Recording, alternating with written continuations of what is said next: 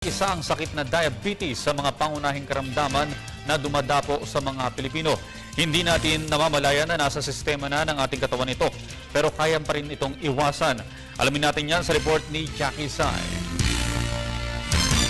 Naitala na 12 milyong Pilipino ang nasuring may diabetes maliban pa sa mga hindi pa nadadiagnose. Ito ay ayon sa inilabas na bagong datos ng National Food Research Institute. Ayon naman sa WHO, halos 350 milyong tao na ang may diabetes sa buong mundo at napapabilang na ito sa pang-7 sa mga nakakamatay na sakit. Kaya naman nais ng ilang mga doktor sa Diabetes Philippines, isang non-government organization na mapangalagaan ang kalusugan ng mga kung kaya't nagkaisa at nagsagawa ang mga doktor na ito ng Health Forum. Ayon kay Dr. Joy Fontanilla, isa sa mga direktor ng Diabetes Philippines, maaaring makuha ang diabetes kung siya ay may family history ng sakit na ito, may sedentary lifestyle, kulang sa ehersisyo o kaya naman ay pagiging overweight. Isang chronic disease ang diabetes kung saan hindi nakakapag-supply ng insulin ang pancreas o kaya naman hindi na sapat ang nagagawang insulin sa ating katawan. Kaya't hindi na nabuburn ang mga pagkain o sugars na kinakain sa pang-araw-araw.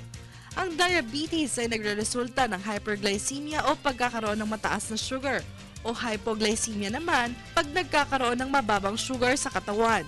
Kaya't importanteng mabigyan ng tamang insulin dosage upang ma-regulate o mabalanse ang sugar sa katawan ng tao. Napapabilang sa mga maaring magkaroon ng diabetes ang mga may hypertension, mga nakaranas na ng stroke, heart attack at schizophrenia. Ayon naman kay DP Treasurer Dr. Agnes Cruz, dapat alalahanin ng mga tao ang pagkokontrol ng blood sugar levels upang mapababa ang hemoglobin A1C o sukat ng blood pressure. Dagdag pa nito, karamihan sa may karamdaman na ito ay hindi kaalam na may diabetes sila. Ilan sa mga sinyales ng diabetes ay ang madalas na pag-ihi, sobrang pagkauhaw, madalas na pagkagutom, pagbabawas timbang, mabilis mapagod kasabay ng mababang enerhiya, kawalan ng interes at konsentrasyon, pagsusuka at pananakit ng tiyan na minsang pinagkakamalang sipon o paglabo ng paningin. Kung hindi maaagapan ang sakit na ito, maaaring magdulot ng pagkabulag, heart attack, kidney failure at pagkaputol ng parte ng katawan na may sugat na hindi gumagaling.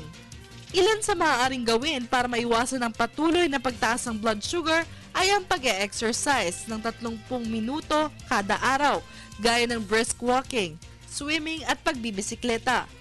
Para naman mapanatili ang lakas ng immune system, iwasan ang paninigarilyo, kumain ng sapat at tama, mag-ehersisyo, bantayan ng timbang at iwasan ng stress sa pamamagitan ng pagpapahinga at pagre-relax.